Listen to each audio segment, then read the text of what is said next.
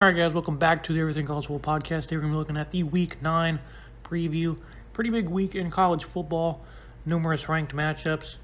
Multiple playoff spots are up for grabs. And it really starts this week, especially in the Big Ten. And that's where we're going to kick things off, Michigan and Michigan State. Top 10 matchup between two unranked rivals. Michigan, their offensive line has been great. They have a nice running back duo in Haskins and Corum, averaging 253 yards per game on the ground. They both have 10 scores each. This offensive line has really done a great job holding the edge. It's going to be interesting to see what they do against, Jacob Hasnook. He's been playing very well for the Spartans off the edge. I think Michigan, people think Michigan's one-dimensional. I don't believe so.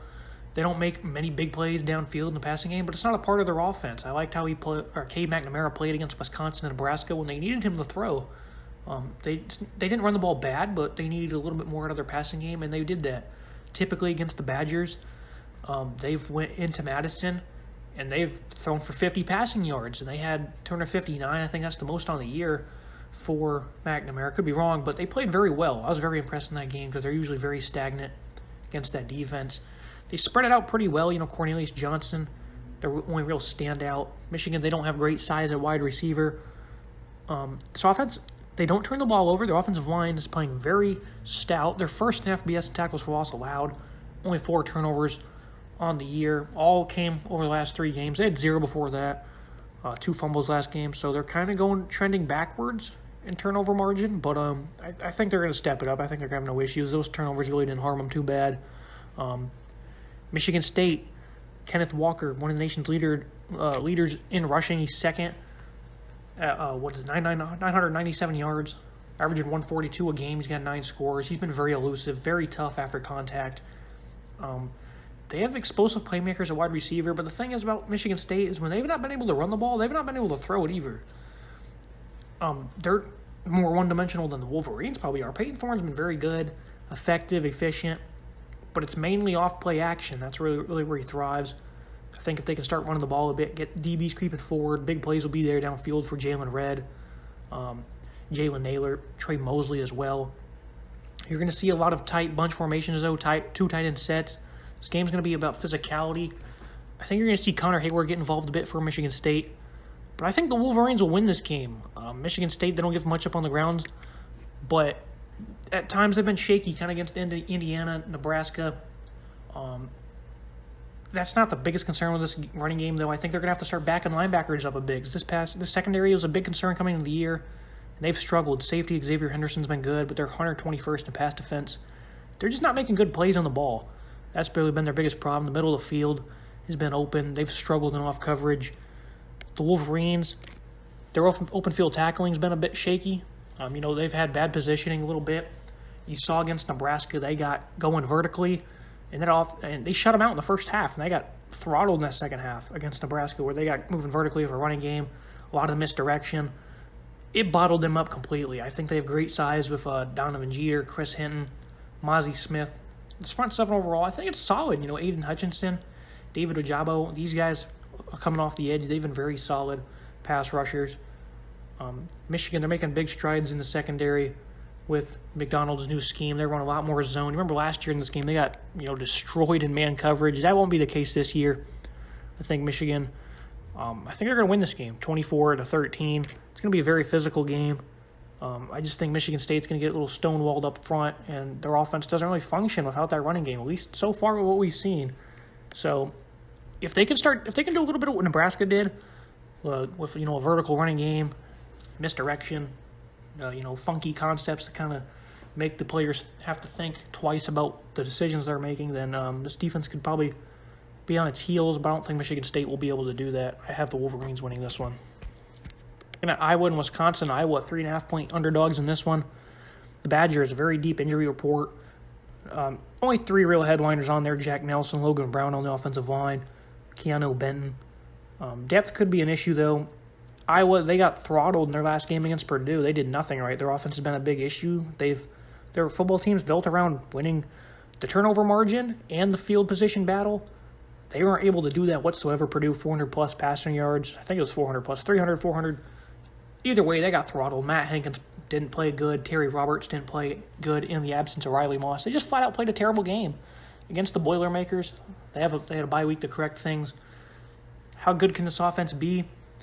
Not very good, I don't think. Their playmaker, Nico Regini's really stepping up as a playmaker. Sam Laporta, he's a first down mover at tight end. Spencer Petras, he's just very inconsistent. Can they run against a very stout Wisconsin offense or run defense? I don't know. It remains to be seen. These teams are both built on physicality. Probably no. It would be the assumption. Wisconsin, though, are they going to be able to run it? Maybe. Ches Malus, he's been very good this year. You remember in that Week 1 game against Penn State, very physical front there. They got a lot of downhill runs where they had success. They've done that pretty often this year, especially a couple weeks ago against Army.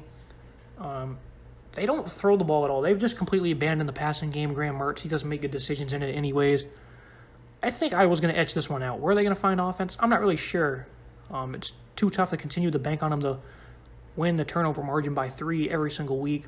I think they'll force 1 or 2 here. Mertz is not going to have anything available downfield at all. I think Iowa, after the bye week, Kirk Ferentz will have things straightened up. I'm going to take Iowa in this game. I'm going to pick them up. I don't know, we're going to go 9-6 Iowa. I think that will be a very good score, old-fashioned Big Ten showdown between two teams who struggle mightily on offense, but they can hurt you on defense. I'll take the Hawkeyes to itch this one out as an underdog. Looking at Texas and Baylor. Texas this year, they've really struggled against the run. 5.1 yards per carry allowed. They have a lackluster pass rush. Baylor, coming into the year, I felt this defense. I made a bold prediction saying their defense would be the best in the conference, and they played very well. But their offense has been very surprising. They have a balanced attack. Only 1 pick this year for Bohannon. That was in the red zone against BYU on just a bad decision. R.J. Sneed, Tyquan Thornton. I really like this passing game they have, but their running game is very good as well. I think they're averaging 250 yards a game. Tristan Ebner as at number 2 behind Abraham Smith. These guys are just playing very good offense. They're playing a tough Bear defense, as I just mentioned.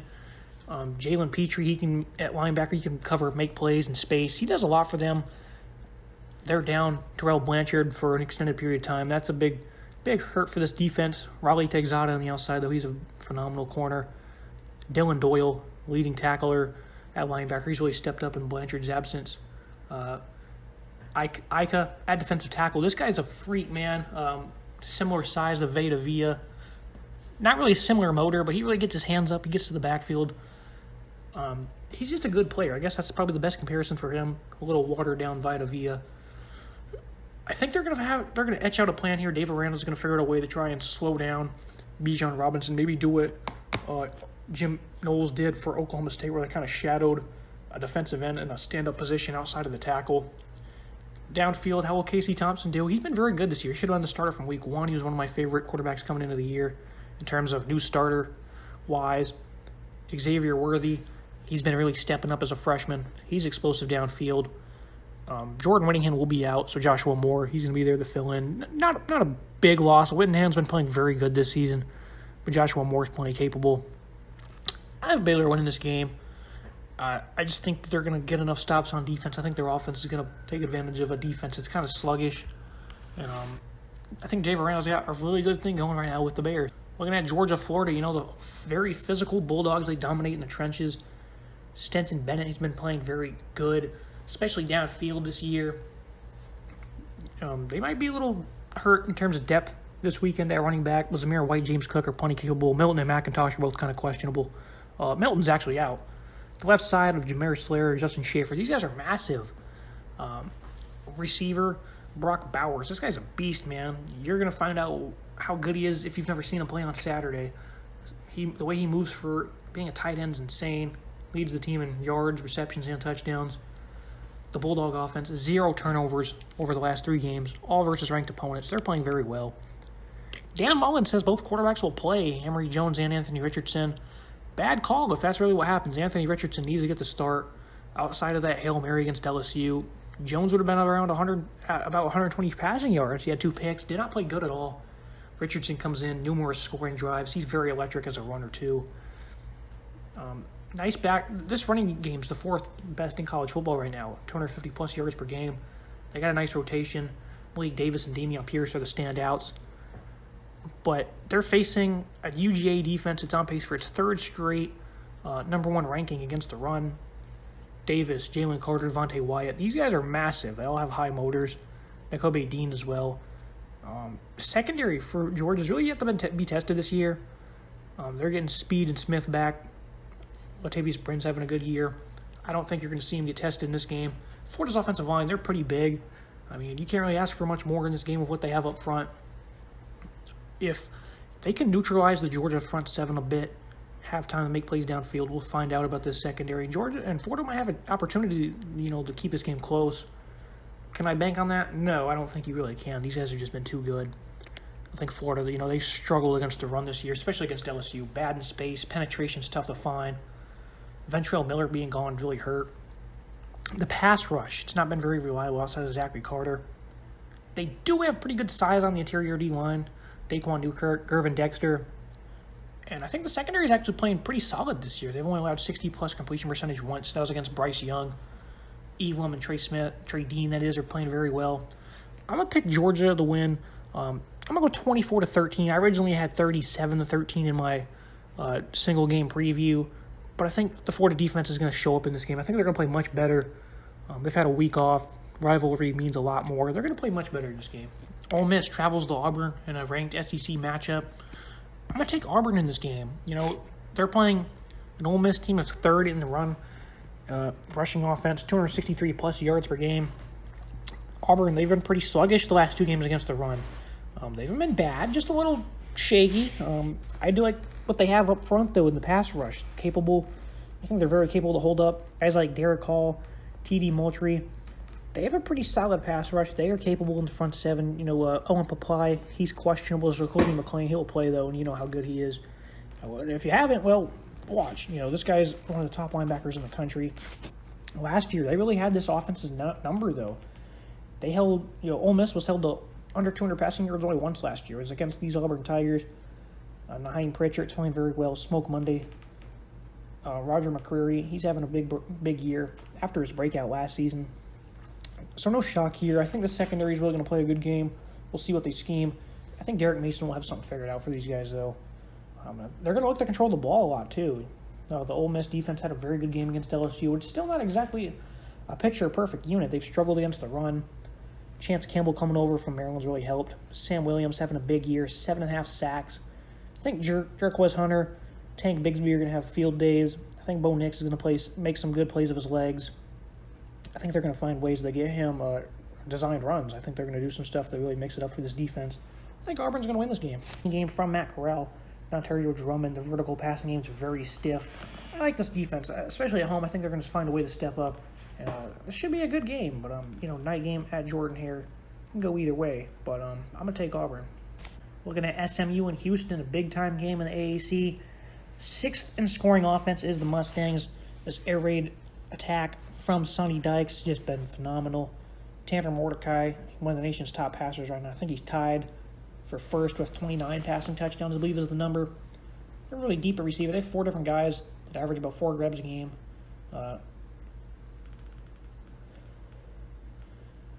Rashee Rice, Danny Green, Reggie Robertson, and then the transfer from Oklahoma at tight end. These guys are very good on offense. Trey Singers, Bentley, Ulysses Bentley, that is, both averaging 67 yards per game on the ground. Nice little duo of runners. Bentley's questionable for this game. I think their defense has been much better than it was a season ago. Gary Wiley at linebacker has been their best playmaker. Other than that, the pass rush, though, has been very absentee. They've struggled in coverage. I think they've done a pretty good job against the run. Overall, what are they giving away? 22 points per game or something like that. Last year was 30, so they're definitely playing much better than last year.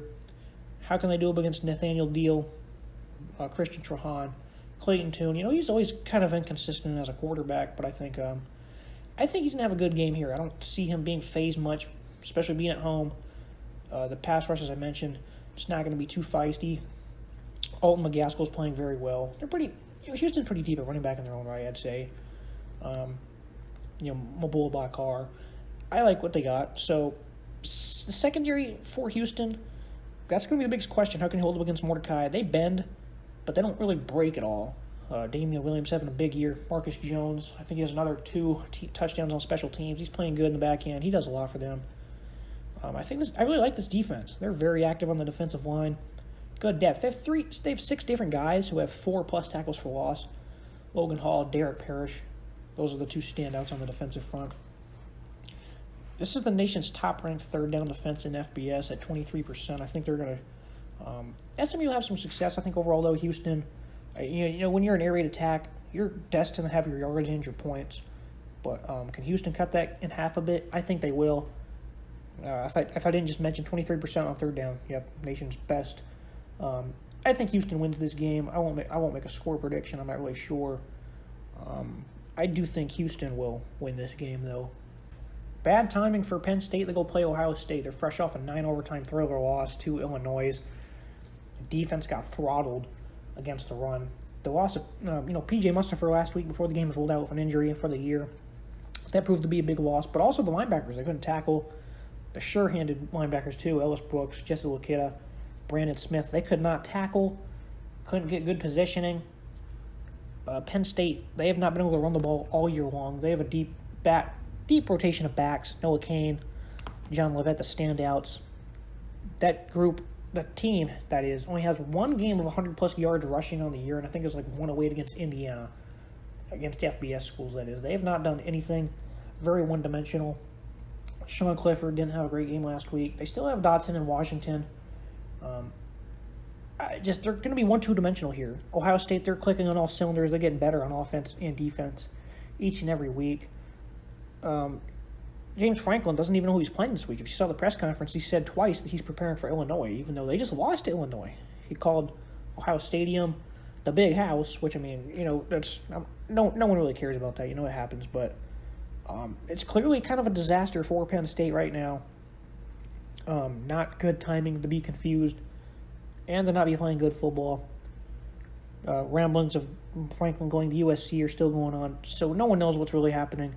Ohio State's going to blow them out. They're 18.5-point favorites. Pick them to win by 25.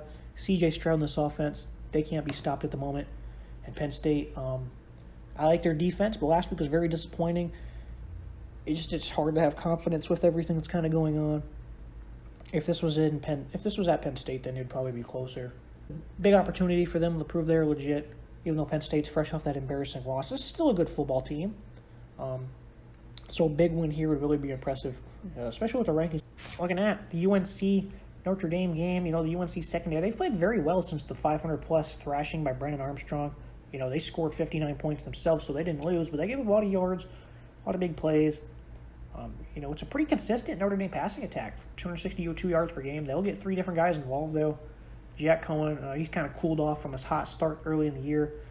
They like to get Buckner involved, which I'm glad they were. I figured, coming in the year, I felt Buckner would be the starter around this time of the year. I don't think he'll be the starter. They're certainly going to get him involved, though, with his legs. He's very quick. You gain an extra block or 2 with him running the ball. Michael Mayer, Kelvin Austin, Avery Davis. Mayer, he's so good. They like to get him in the middle of the field, out towards the boundaries. He's going to be one of the top tight ends in college football for the rest of the year and next year. This guy's just so good. No one's really too worried about their downfield passing attack because, again, they've kind of cooled off a bit from their early season start, but they've been very consistent. They're running the ball a little bit better. Kyron Williams. Chris Tyree's questionable for this game. He might play it. UNC, they've been kind of shaky, though. I do think that they will have some success slowing down the run. Jeremiah Gimmel, Tony Grimes, Jaquarius Conley. These guys are all having pretty good seasons. That 3-3-5 they like to run. I think it's going to have success against this passing attack that it's kind of a one-dimensional passing attack. They don't really hurt you in too many different ways. They do have capable playmakers, though, so I think they'll have some mild success. Nothing too crazy, though. Flip the script to the other side of the ball. Kyle Hamilton will be out. Josh Downs, he's been phenomenal. 60 receptions this year. Nobody else has anything close to that. The next closest is 16. So they still don't get any help from the receiving game. No one's really bailing Sam Howell out other than Downs. Hamilton being out, though, I think Downs will have plenty of success in the slot. If you're playing CFB Fantasy, run Downs this week. I think he'll have a big game. Isaiah Foskey, he's been the entire pass rush for Notre Dame. Other than that, no one's really stepped up. But these guys have been really good against the run. Kurt Heinisch, Myron Tagovailoa-Omoza. These guys, I like what they do. J.D. Bertrand, this front seven is pretty solid. They've been stiff up front. This offense, they love to get to their RPO game, run the ball well, get to make plays through the air. It's not been the case this year. They've not really been no real standout game other than, Virginia where they had 400 yards. Other than that, it's been too inconsistent of an offense. I'd love to pick UNC to win this game, but I just don't see it. I remember last year at home they got completely stonewalled against a much better Notre Dame defense than they have this year, but they've been just as good in the trenches. That's going to be the difference maker here. I don't think UNC can do with the things they want to do. Both offensive lines, though, struggled immensely. 106 in tackles for loss allowed. UND playing much better the last few weeks up front, though, because they were just terrible early in there, where they give 8 sacks to Wisconsin. Still down to a third-string left tackle. Both offensive lines are not really good. Miles Murphy, Tamon Fox. UNC has some playmakers up front, so if those guys have opportunity to make plays, go for the football. You need to come up with some strip sacks, some big loss plays. If they can do that, I think they have a chance in this. But overall, I think Notre Dame has plenty of success in space. I think they'll be able to slow down this UNC offense a little bit. And I'll take UNC to kind of repeat last year's defensive effort. I see them winning this game. I'll take 31-21. I'll take that for the Irish. That'll wrap everything up for today's episode, guys. Make sure you like, comment, subscribe. See you next time.